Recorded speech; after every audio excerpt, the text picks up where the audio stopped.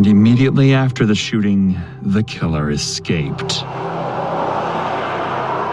Although this... It was a robbery. I said it. It was a robbery. It went wrong. Drive-through. Somebody just run up. Boom, boom, boom, boom. Huh? But yeah, and it's like when you see all those other videos, people escaping from jail and then you never see them again. Now those people are a different level. So, Colin, is that your first name? Yes. Hey, so, do you know Anna? Last name is Wilson. Oh, yes, I do. So, there's really no easy way to say this, sir. So, apparently last night she passed away. This is Colin Strickland, and he was just told that his ex-girlfriend, Anna Wilson, was brutally murdered only hours ago.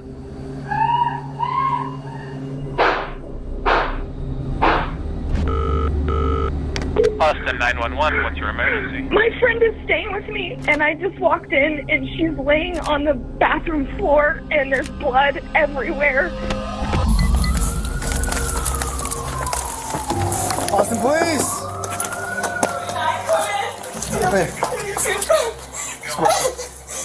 Do I stop? I don't know what happened. I just walked in on her. Sit up.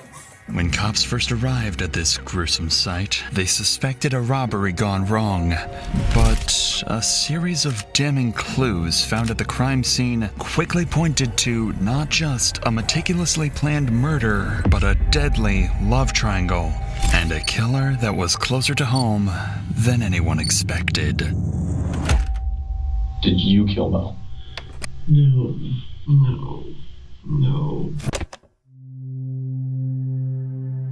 On May... So, I think I solved the problem.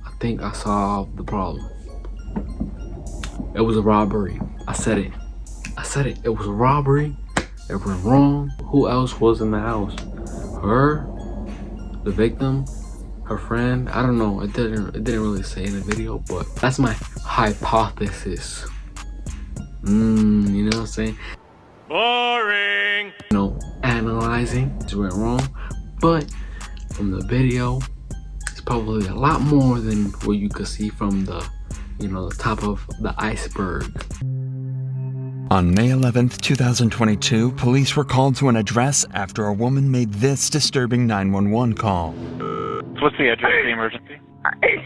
It's 1708 Maple Avenue. Okay, tell me exactly what happened.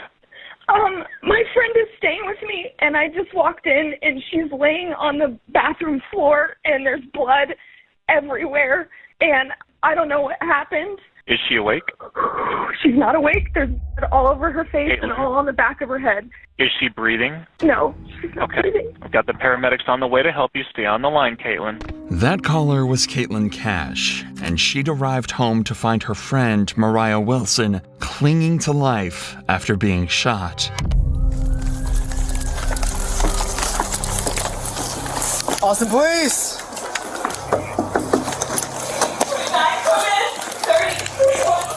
Do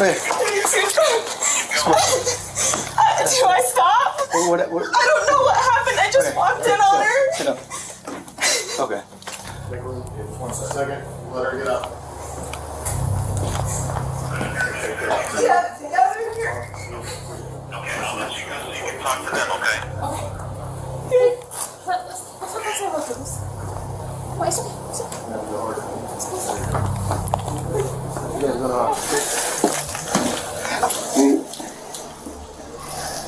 Yeah, I had shot. Nobody heard any shots? We don't know how long she's been down? No. And that's it. That's pretty close to it. Yeah, oh, we got CSF in there. After assessing the situation, officers noticed cerebrospinal fluid, or CSF for short, oozing onto the floor. This fluid surrounds the brain, meaning the bullets had actually pierced her skull and killed her instantly. This meant there was no saving her, no matter what anyone did. But officers could still bring her killer to justice, which is why they need answers right now. Answers that only Cash can give, as she is the only witness that officers currently have. Do you know if she's talking to anyone or any friends? I know you say you don't live here. Yeah, no, she was with her friend Colin. Colin's last name? Colin Strickland. Colin Strickland? Strickland, yeah. Yeah. They went swimming. Okay. Did you see a gun or anything like that in there when you were in? A bullet piece. Colin? You said Colin Strickland? Strickland? Okay. Yeah. And you know where Colin Strickland is, right? No, but I have his phone number. I can call him. Or I can give you his phone number. Information from you. You said, so she went swimming with Colin Strickland? Went swimming. I left to go have dinner with my friends, and then I came back. Yeah, this is my house. That's your house. This is my house. She's staying with me. Right now, police are a bit disoriented as to what exactly went down just hours earlier, but they would soon run into some evidence that would change everything. When's the last time you spoke with her? When I left here at 5:30. Are you guys friends? You and him are friends, or I mean, like I acquaintances. don't know what car he drives. Is it a cyclist? A cyclist? Yeah. Does he live in this area? He lives in South Austin. Does she have like a license or a wallet up there at all? You know? I mean, she should. Okay. Yeah. She said she's from San Francisco. Well, she's from Vermont, but she's living in San Francisco. So she came to visit you. Yeah. Okay. Yeah, I'm just here for a bike race this weekend. Okay. Did her and Collins have an argument at all? Do you know? I don't have any idea. You don't know- The you know- only thing I know is she said I'm meeting him to go swimming. Okay. All right. What time was that? 5. 5 p.m. today. Yeah, I mean, I can see What- it in my text messages. I just When was the last time you saw her? Was that when you saw her? Or you had I eyes on left her? for dinner at 5:30. So you left for dinner at 5:30. What time did you come back? Right 2 minutes before I called 911. Okay, so According to Cash, Mariah had been with Colin, her ex-boyfriend, all day and was home only a few minutes before she was found dead. This made Colin a major person of interest that the cops would interview later on. But for now, there are more pressing matters. It turns out Mariah was in town for a bike race and had brought along with her a $14,000 racing bike, which could have been a massive target for someone. And as the cops would soon find out, that bike was missing. It quickly became a possibility that someone could have been waiting for Mariah to be home alone and attempted to rob the bike, only for Mariah to resist and end up getting killed. This being their only lead, officers needed to trace down where this bike went, as it could take them straight to the murderer. So guys, at first I thought it was a drive-through. Somebody just run up. Boom, boom, boom, boom. And then they drove off, and I thought maybe they probably had a really good aim, you know, after this, you know, unfolded, you know, now probably, like the video said, they could probably wanted her bike. And that could be another good reason, but at the same time, now it had to be maybe the boyfriend was jealous. Nah, and it couldn't be jealousy. It had to be maybe, it probably could have been the bike, or maybe something more deeper than that the boyfriend probably knew. I don't know. It could probably be those two things. Boyfriend possibly, or robbery, the bike, $14,000. I mean, Take them straight to the murderer. That's her bike Cover. cover, yeah. So where did the bike go? Probably there. Does she keep the bike in the garage, or where does she keep the bike at? So if you right to right through this first unit right here, this is her and these are her landlords. So this bike cover is the big, yeah. So where would her bike be at? Where would she keep her bike? I mean, it would be right inside the door. Yeah. Is her bike's inside the door? Is there a bike? Anywhere? You see a bike? She said she would put it right by the door. No bike. That's negative, Jobs. With no trace of the bike in the house, officers decided to begin searching the woods nearby when they made a discovery that showed them they were on the wrong track completely, leaving them with absolutely zero leads. Hey, come here. Somebody might be in here. This might be the bike, okay? But hold on. Somebody might be in here. 75,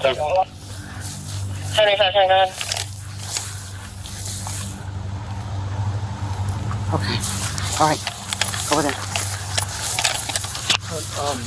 At 432, I located the bike.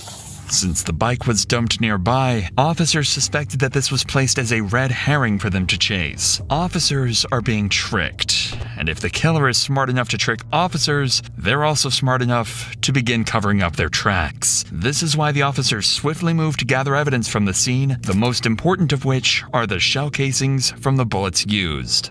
There's one right there. You said right there. Where? There's one right there. Okay.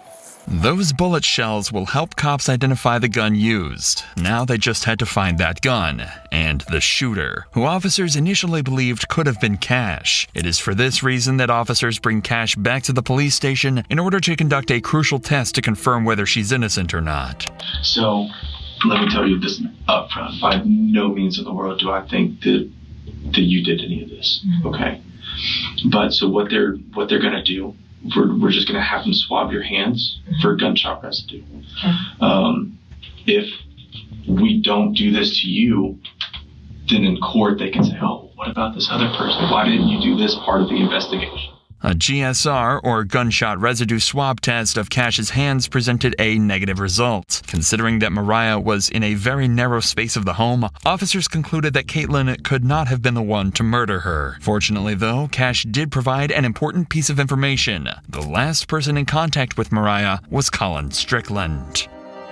Digging deeper into this, cops discovered that the two were having drinks at a nearby cafe and have never suspected that this would be the last time that they saw each other. This is why Colin was an important lead who could give officers valuable insight about the events leading up to the murder. But before police went in to interview Colin, they noticed some houses in the neighborhood had CCTV cameras installed, which could possibly help reveal the killer's identity. When investigators watched the footage back, they found something very interesting.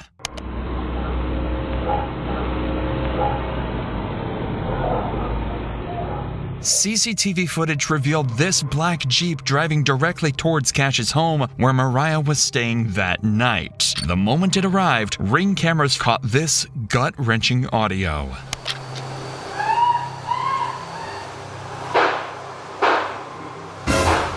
And immediately after the shooting, the killer escaped.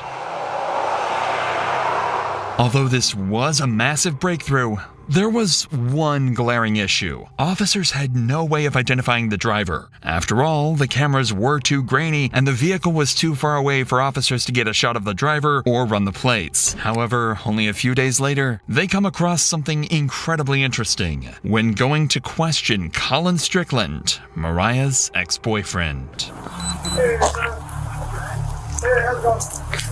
it going? This is the same black Jeep that officers saw on cameras parked right outside Colin's home. Hey, so Colin? Yes. Your first name? Yes. Hey, so do you know Anna? Mo. And then Mo. Yeah. Everybody calls her Mo. Last name is Wilson. Rider, she's a yes. gravel rider. Yes, I do. Okay, so there's really no easy way to say this, sir. So apparently last night she passed away.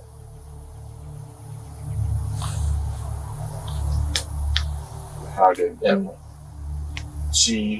right now it's an open investigation, but it is being investigated as a homicide. Right now, the cops know he was the last person to see her alive. They've discovered a vehicle in his driveway that matches the one captured on security cameras, and it even has a bicycle rack attached to the rear end. Colin Strickland has just become their #1 suspect, but he doesn't realize this yet, as officers continue to question him. Okay.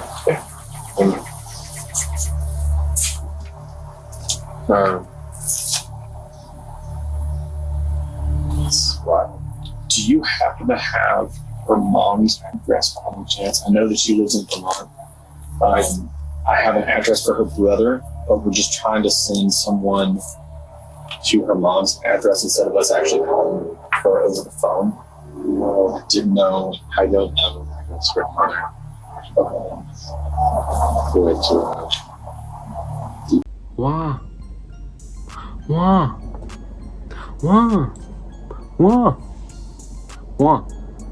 So, like the video said, you know, they couldn't, the car that passed by was very interesting because they can't really find, you know, the killer, you know, because they can't run the license plates because it was too, you know, pixelated, or they can't see his face. But I'm like, why can't they just, you know, look at the car and then match it with the car that they're trying to find? Boom, find that, boom, find the killer. You can't really do that. Something that you hold the bike behind the car and then his car has the same thing. So it's like, to me, it's like, it's pretty obvious it's probably him.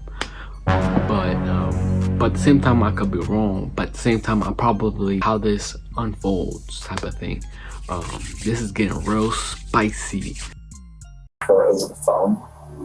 I didn't know. I don't have a script on it.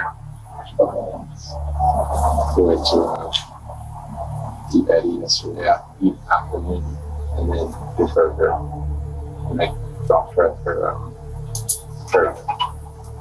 the apartment she's been staying at. Yeah. Right after about 6:30. Yeah. The cop intentionally avoided telling Colin how Mariah died, as they do with any suspect in a murder case, but they notice his body language is concerning, as he is barely able to look them in the eyes. This could either be because of pure shock, as the two had spent the previous day together, or in the worst case scenario, he's afraid to look them in the eyes because he had something to do with the murder. So to uncover these secrets, police started looking into Colin's life and his history with Mariah. This is when they discover Caitlin Armstrong, Colin's girlfriend who separated from him in October 2021, but then got back together a month later in November. However, during their breakup period, he had a month-long romantic affair with Mariah and remained in contact with her even after he resumed his relationship with Caitlin. Immediately, officers begin suspecting that Caitlin could be one of the major suspects in this investigation. These suspicions were further confirmed when they ran the plates of the black Jeep and found that it didn't belong to Colin, but it was actually owned by Caitlin. Considering that Colin was good friends with Mariah and Caitlin hated this made her a suspect in this investigation. So to get to the bottom of this, officers bring in Colin 2 days after the murder in order to achieve two objectives with one interview. The first would be able to see whether Colin has a solid alibi that he can present to the officers. After all, whether he did it or not, Colin was the last person to see Mariah alive. And the second is to gather information that can be used against other suspects, like Caitlin. And you said that y'all left around like 6:30 to. I don't think that's accurate anymore, because we must have left Uber at about 7:45 or even later, probably maybe more like 8. Yeah. Just as it was getting dark. Okay. Because we went straight to her place and it wasn't dark yet, but it was. I got you. It was cooling off, and it was like awesome in the evening. I remember that. Okay. Well, what about whenever y'all were at the bar? Was there anybody that was like watching y'all, or like I was acting weird with Mo, or Mo didn't know she doesn't live here, so no, not at all. Yeah. Nobody. Anybody that did like try to hit on her at the bar or anything, or no? Okay. No, not that I saw. Nor that she mentioned. I didn't notice anything out of the ordinary, to be honest, at the bar. The cops are looking for more than just details of what he and Mariah did that day. They're going to try and figure out why exactly the black vehicle from the murder scene was conveniently parked at Colin's home. Whenever I was over there earlier, I saw there was the other car, because you said that you drive a motorcycle and then you drove the Mercedes. Drove Mercedes. Up here. I guess the other one is hers. My girlfriend, Caitlin. Okay, so that belongs to her. Okay. Yeah. All right, so you got back around like 7:30. I don't know exactly when that was. I think I texted Caitlin as I was leaving, just saying, hey, are you still out getting food? Yeah, more like 8:30 is when I dropped her off at her house. Okay. Like just before dark, because I texted Caitlin as I was like after I left. Okay. And that was whenever you. It says 8:36. And I think she was in her yoga class. She showed up. I'm close. So you're getting back home. She's not home. What time was it that she got home? Short right after I texted her, probably 9:20 or so. That's 9:21. Okay. Like where had she been? Like that whole. She had actually a laser hair removal appointment. She said at 7 p.m. downtown. And then after that, I'm not exactly sure. She had texted me asking if I wanted to meet up, and I didn't reply. And then I didn't see her or hear from her until I was back at home. And did she say anything like whenever she got home of like where she'd been? No, but she was in her like a yoga outfit, carrying a yoga mat. Although Colin had heard from Caitlin the night of the murder, he couldn't give her a solid alibi and didn't even know exactly where she did her yoga classes. He also managed to avoid mentioning his romantic affair with Mariah, but he'll soon be left with no choice but to tell the cops everything. So how long? Well. I'm gonna be honest. I accused him way too early. It's probably not him. Take it back. It was not him. From the outside, it looked like it was him. But, that's why it's good to not assume too early. I was not assuming. That was my hypothesis. But my hypothesis was completely wrong. It was his girlfriend. I said it. It could possibly be. Maybe she probably has a grudge on top of her. Didn't like her, and maybe that's why. But it has to be maybe a little bit. It could possibly why, but it gotta be a little bit more evidence. Maybe they have some history. I don't know. So how long had you and Caitlin been dating? About a year and a half, maybe 2 years actually. Okay. And then how long was it that y'all had broken up whenever you and Mo got together? Not very long, actually. While you were dating Mo, Caitlin was still living with you? She was moving out. Oh, okay. I mean, she had another house. She had a sister in town, and yeah, it was definitely very. I was about to say that would probably be pretty. It definitely was awkward. It was kind of almost like something I felt like I would like to force the situation, which is stupid. But so, why was it that you had to change the name from Mo? In your phone? Just because because in the past Caitlin has looked at my phone, and I just didn't want to surface. Basically, that would always start fights. Exactly. Basically, nobody else can have you. Yeah. So gets kind of jealous. Yeah, Understandable. I mean, wasn't exactly unique to Mo or anything. Yeah, I got you. After listening to Colin, officers achieved what they set out to do. First, they cleared Colin, who had texts and times to back up his alibi. Secondly, they managed to gather information about Caitlin, whose entire story is shady. That means that out of the 3 suspects that officers have, Colin, Cash, and Caitlin, only Caitlin's movements are entirely unaccounted for. This is why cops were now more suspicious of her than ever, but had no irrefutable evidence to arrest Caitlin. At least, not until the cops searched the police database and hit the jackpot. Caitlin Armstrong had a warrant on her head for a minor infraction. It was all they needed to bring her in, and then use it as an excuse to question her about Mariah. All right, so I'm Detective Connor, and so my partner is actually talking to Colin right now. So I wanted to come in here and start chatting with you and everything, so you don't have to wait super long. So it sounds like you may have some information, may have witnessed something, so I just wanted to chat with you about some stuff. But you're here for a warrant right now, I guess. Are you familiar with what you have going on with that? No idea. Okay, so I guess it was like a theft of service warrant, something kind of minor.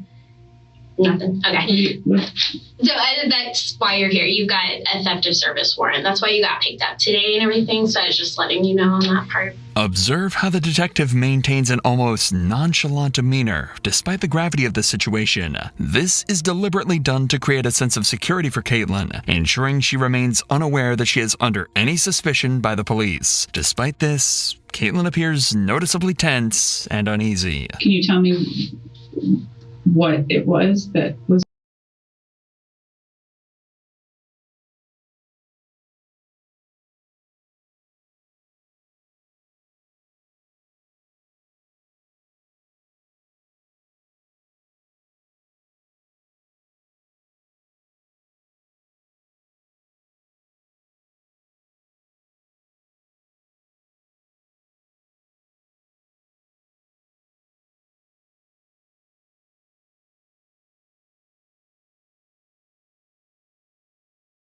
the theft of service?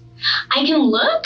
I'm not sure what it is at this point, but I can look that up later and get you a little bit more information on that for sure. But because you are here and because you were under arrest for that portion of it, we always have to read Miranda and stuff because I want to talk to you about some other stuff that's unrelated to that.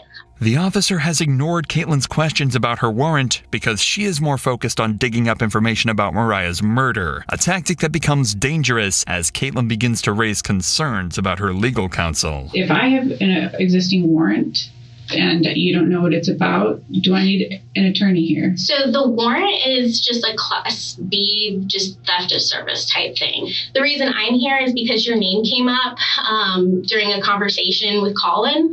I think there's a lot more information that you have that can kind of explain some of the stuff he's saying.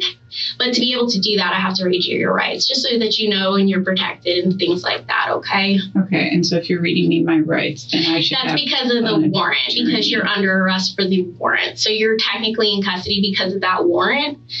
So they're two separate things. Does that make sense? I think so, but I have never heard. Even though they have Caitlin exactly where they want her, one tiny mistake is about to allow someone cops suspect to be a killer to walk away scot-free. Well, good news.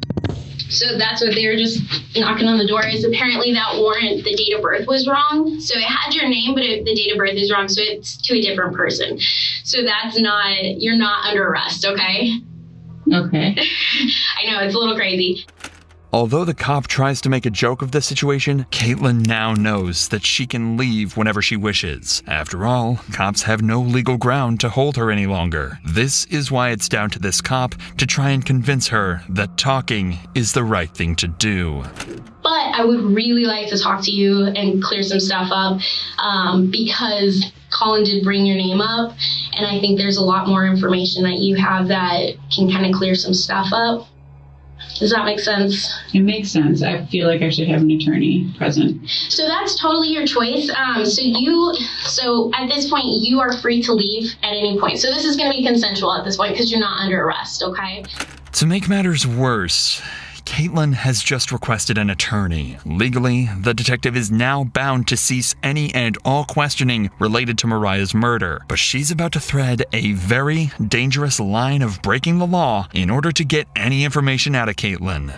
I would love to leave. He would love to leave. He just arrested me in front of my house, in front of all of my neighbors, and carried me in here in handcuffs in front of downtown Austin. It was incredibly I can only imagine, yeah. And I'm so sorry. I don't have control over that part, okay? Yeah, I'm not upset with you. So there's a situation that's going on. Did you hear about what's happened over the past 24 hours? Colin walked in the house and said one of the women in the cycling community passed away. Yes, yeah. While Colin was talking to us, your name came up. And so that's where I would really like to talk to you because it sounds like there were some issues between you and this girl, and I think that there's probably a lot more to it that you could help explain. Okay, I'm not sure exactly what you mean or what information you'd like. So it sounds like maybe he went out with this girl the other day, and maybe it sounds like from what he's saying that you were a little upset about it. And so that's why I kind of wanted to get your side of it because that's not fair if he's just saying one thing and trying to go down a route, and I want to make sure that's not the case. That is not accurate. Yeah, and that's why I wanted to chat with you because it's a guy. He's gonna say stuff. I mean, I'm not gonna lie, she keeping a good grip on that zip, you know what I'm saying? Yeah, like, even if, cause you gotta be careful too, cause you could be a friend, and that friend could know another friend, and that friend could, could've got, and then that, you could be that one friend who was hanging out with, and then his other friend, got, now just cause you was around them, cops could be like, oh, it was probably him, but really it wasn't you. So sometimes you gotta be careful because if you say the wrong thing, cops could put you, oh, it was him because of this evidence, which it may look true, but at the same time, it wasn't really you. It could have, maybe the person who actually did, the murder probably hit the tracks and it looked like it was you, and really it wasn't. but at the same time, help the killer too to act like, oh, I don't know what you're talking about, officer. I don't know what you're talking about, officer. I was just, having a cup of coffee and, went to work and I was just came back home and I really did nothing, officer. It was not me. No one really good. It was them. But they don't say too much because you're not guilty until you're proven guilty. So it's like you could have done a murder, but if there's not enough evidence to prove that it was you, you could technically get away with it, which is kind of messed up. Like, not kind of, it's messed up. It's messed up.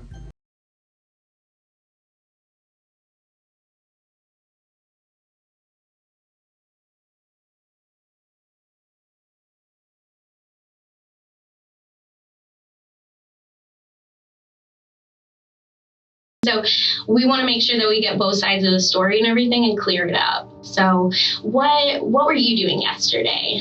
I would like to leave, I think. You'd like to leave? Yeah. Okay. But understand, if you do, then we only have one side of the story to go on. Mm-hmm. And from what we're hearing from Colin, it's one side and Well, I just am uncertain as to even what you mean or what he could have said, because I didn't have any idea that he saw or went out with this girl. Okay, yeah. Recently. Has he been talking to her on the side? Leave. I don't actually know, and I would like to leave. Okay.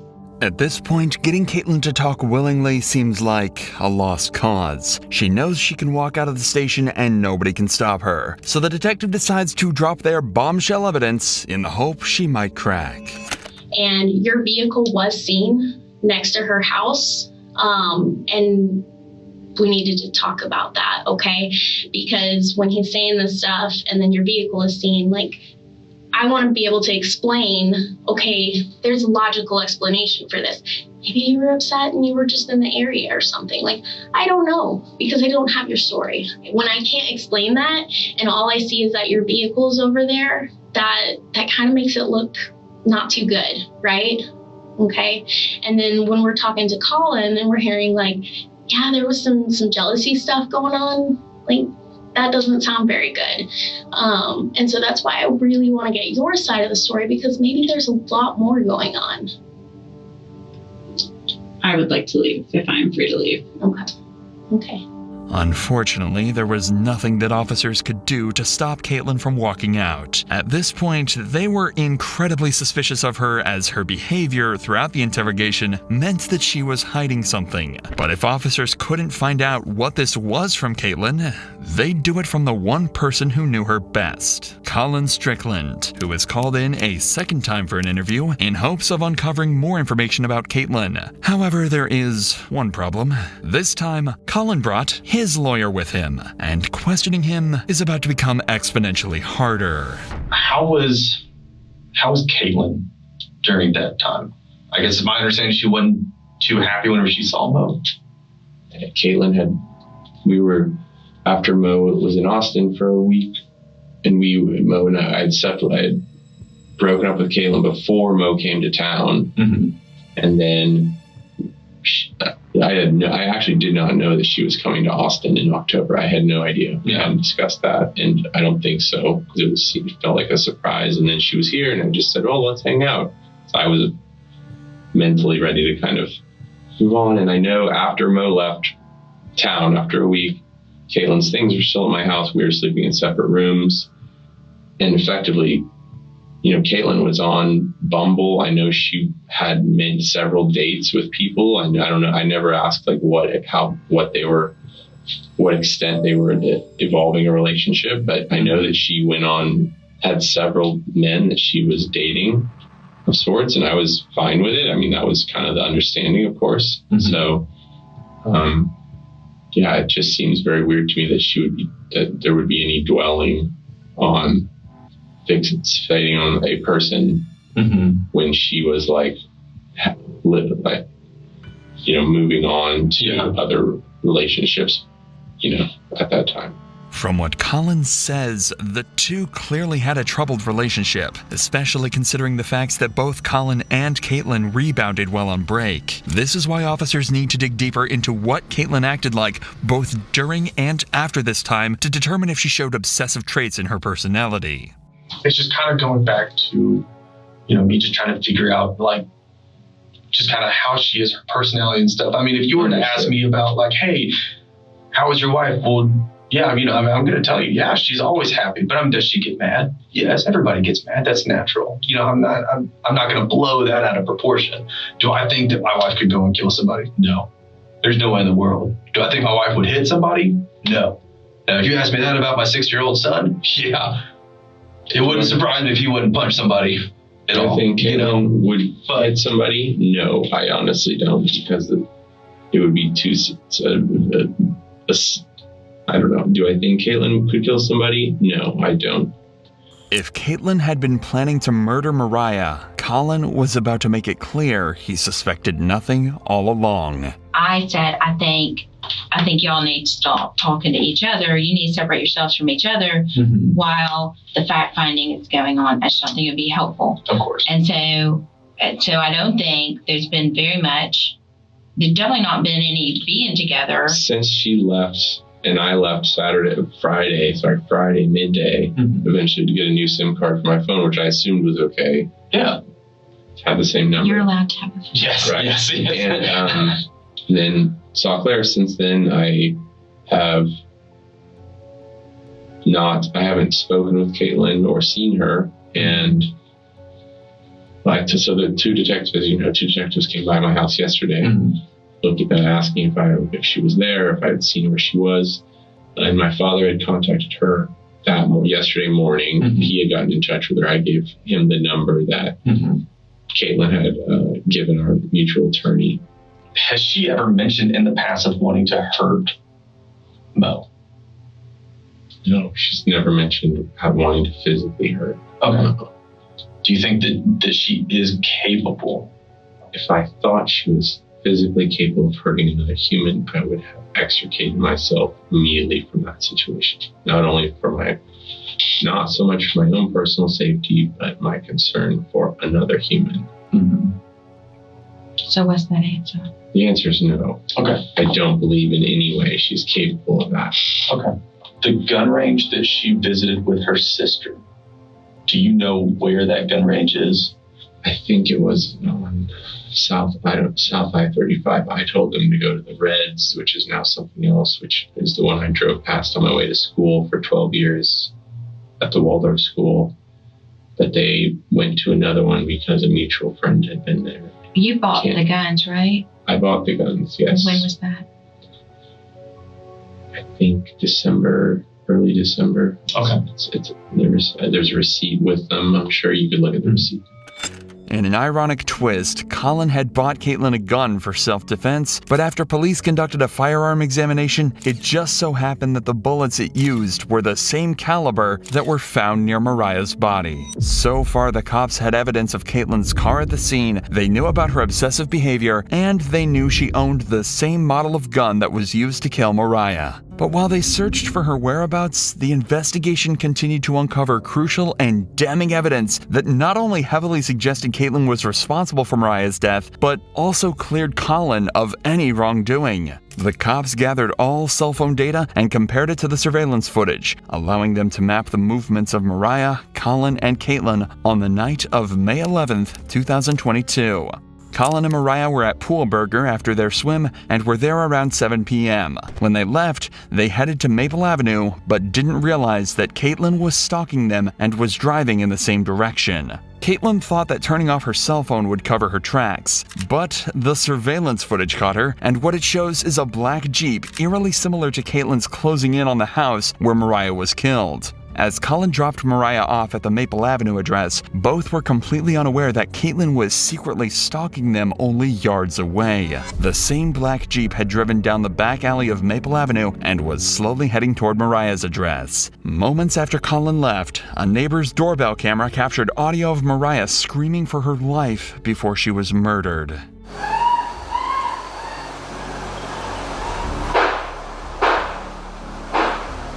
Colin's cell phone placed him driving away from the area before Mariah's death and cleared him as a suspect. This meant that the only person who could have killed Mariah was Caitlin. All that was left to do was arrest her. But when officers went to find her, they discovered a massive problem. Just hours before they solved the murder, Caitlin had left the country under a fraudulent passport which was originally her sister's. Caitlin likely did this to avoid using her own passport in case officers were keeping tabs on her, but the fraudulent passport gave her enough time to escape. After getting a search warrant for her Gmail records, officers found a flight ticket that was booked for a one-way flight to Costa Rica. Even CCTV footage obtained from Austin Bergstrom International Airport in Austin showed her boarding into the plane. An initial investigation into her records showed that she had booked a hostel in Santa Teresa Beach while working as a yoga instructor. So, to lure her out, an officer sent a message out on social media asking for a yoga teacher in the local area. Soon, Caitlin took the bait and replied to the ad and agreed to meet up.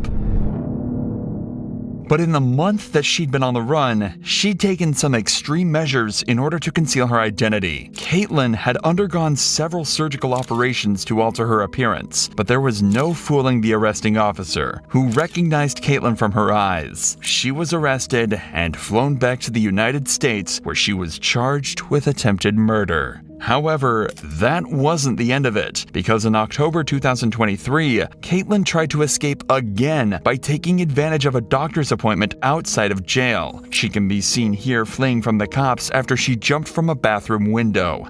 So guys, W video right now, man.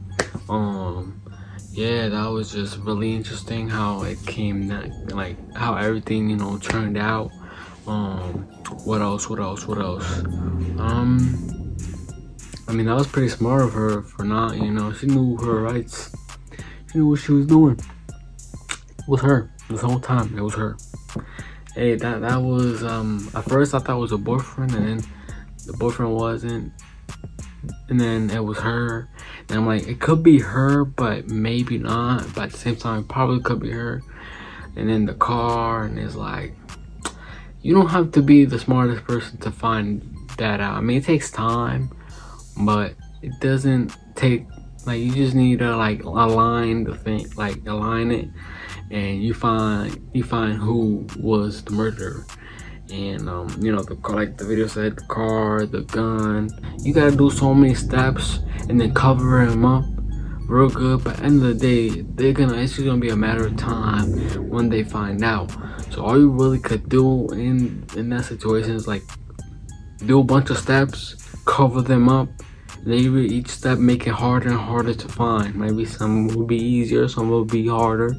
But the thing is, it's gonna be a repetitive, constant, step by step until the cops catch up.